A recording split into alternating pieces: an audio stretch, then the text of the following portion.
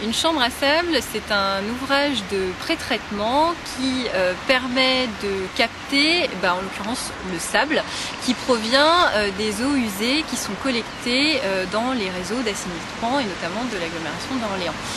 C'est en général des ouvrages qui sont très anciens. Celui de l'agglomération d'Orléans date des années 1940.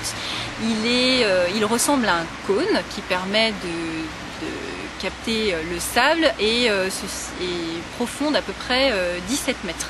Ils étaient surtout utilisés quand il n'y avait pas de station d'épuration pour faire un premier traitement avant un rejet directement en Loire. Mais c'est plus le cas puisque maintenant on a les stations d'épuration qui sont raccordées, la chapelle Saint-Mémin et la station d'épuration de l'Île-à-Raux. Les travaux vont servir à rendre possible à nouveau le fonctionnement optimisé de la chambre à sable, c'est-à-dire qu'aujourd'hui les pratiques ont évolué, la consommation d'eau également aussi, et aujourd'hui l'ouvrage n'est plus complètement fonctionnel. Donc on va permettre qu'il y ait plus d'eau qui passe dans la chambre à sable, de réduire les pollutions qui aujourd'hui ponctuellement vont en Loire et aussi permettre de pouvoir entretenir correctement cet ouvrage pour qu'il fonctionne de façon optimale.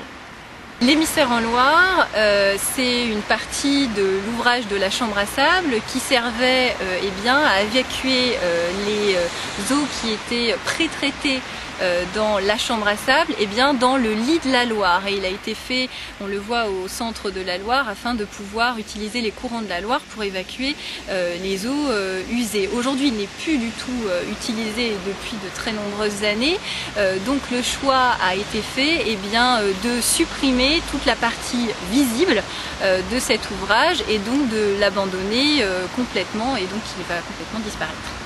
Le chantier de la chambre à sable se situe dans un environnement urbain dense qui est le quai Madeleine, et donc qui impacte la circulation. Cet impact de circulation va se poursuivre pendant un an puisque le chantier a démarré en juin de cette année et va se terminer en mai de l'année prochaine. Donc on va rester avec cette configuration pendant un an et ensuite rétablir la circulation comme elle était précédemment.